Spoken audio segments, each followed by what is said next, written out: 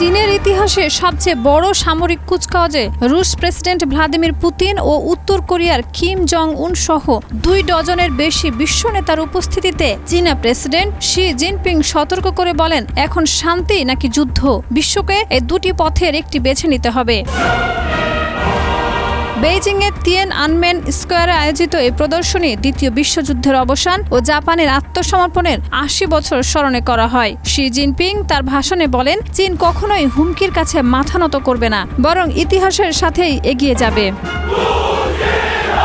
70 মিনিটের কুচকাওয়াজে ড্রোন, ক্ষেপণাস্ত্র, ট্যাঙ্ক সহ অত্যাধুনিক সমরাস্ত্রের প্রদর্শন করা হয়। হেলিকপ্টার থেকে ব্যানার ফেলা, যুদ্ধ বিমানের ফ্লাইপাস্ট ওড়ানো হয়, 80,000 শান্তির পায়রা ও রঙিন বেলুন।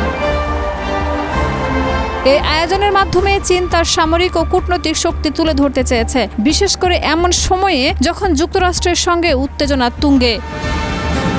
অনুষ্ঠানে শি অতিথিদের ইংরেজিতে স্বাগত জানান। মাও জে দংয়ের স্টাইলে পরা শুটেও ছিল বার্তা।